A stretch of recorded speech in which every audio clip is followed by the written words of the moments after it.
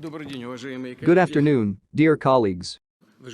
In a short time, starting from the first days of March, in close contact with the government, we introduced several packages of anti-sanctions measures. Thanks to them, we managed to minimize the consequences of unfriendly, obviously hostile actions of Western countries. Yes, of course, we understand and know this. We see that these measures are introduced. These are illegal measures against Russia. They create difficulties for us, this is an obvious fact. But they are not at all the ones that the initiators of the economic blitzkrieg against Russia were counting on. It is obvious that they were trying not only to hit the Russian economy harder. Their goal was to sow discord, confusion in our society, to demoralize people. But even here they miscalculated. They didn't succeed. And I'm sure they won't. In this regard, the example of the Russian parliament as the highest representative body is indicative. The policy of the parliament is based on the will of the people of Russia, to a firm position, to convince us of our historical correctness, on the indisputable determination of the vast majority of the country's citizens to defend the sovereignty of Russia, to provide assistance to our people in the Donbas.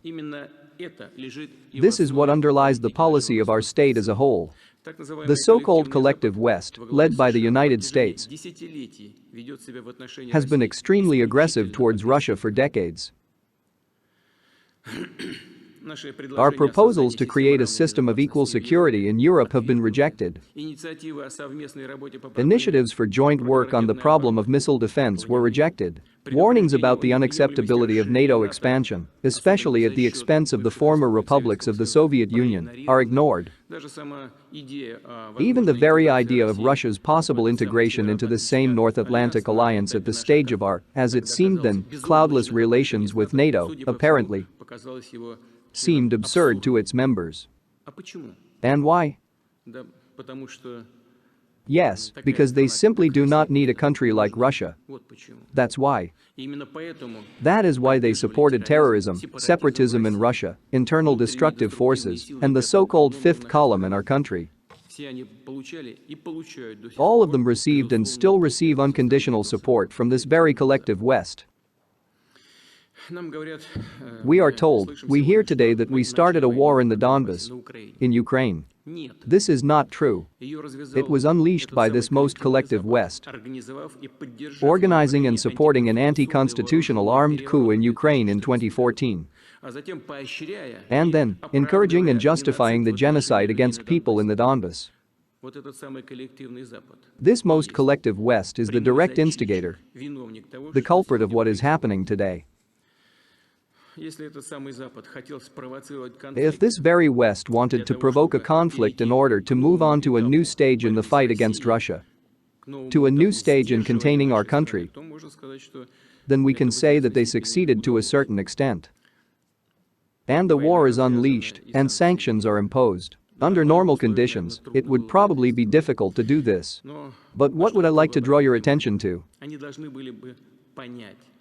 They should have understood that they have already lost from the very beginning of our special military operation.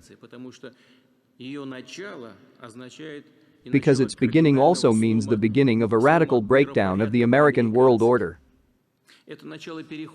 This is the beginning of the transition from liberal globalist American egocentrism to a truly multipolar world.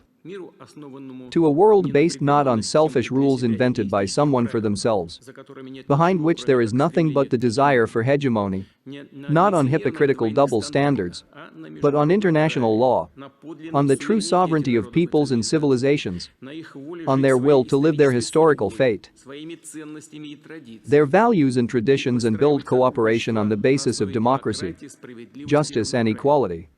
And we must understand that this process can no longer be stopped. The course of history is inexorable. And the attempts of the collective West to impose its new world order on the world, these attempts are doomed to failure. At the same time, I want to say and emphasize, We have many supporters, including in the United States itself, and in Europe, and even more so on other continents and in other countries, and there will be more and more of them. There is no doubt about it. I repeat that even in countries that are still satellites of the United States, there is a growing understanding that the blind obedience of their ruling elites to their overlord, as a rule, does not correspond to their national interests and most often simply radically contradicts them. And with the growth of these sentiments in society, in the end, everyone will have to take into account. Today, these ruling elites are raising the degree of manipulation of public consciousness before our eyes.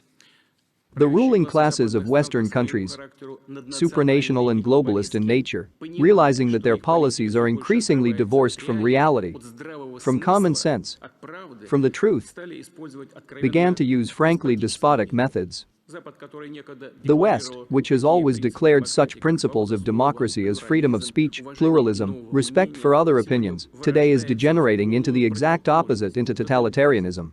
They include censorship, media closure, arbitrariness against journalists and public figures. This practice of prohibitions extends not only to the information space, but also to politics, culture, education, art, all spheres of public life in Western countries. Moreover, such a model of totalitarian liberalism, including the notorious culture of abolition, widespread prohibitions, they impose on the whole world. They are trying to impose. But the truth and reality is that the people of most countries do not want such a life and such a future. They really strive not for formal, decorative, but for substantive, real sovereignty. They are simply tired of kneeling, humiliating themselves in front of those who consider themselves exceptional. Moreover, to the detriment of oneself to serve their interests. Today we hear that they want to defeat us on the battlefield. Well, what can I say? Let them try. We have already heard a lot that the West wants to fight us to the last Ukrainian. This is a tragedy for the Ukrainian people. But it looks like everything is going to this. But everyone should know that, by and large, we have not started anything seriously yet. At the same time, we do not refuse peace negotiations either. But those who refuse should know that the further, the more difficult it will be for them to negotiate with us.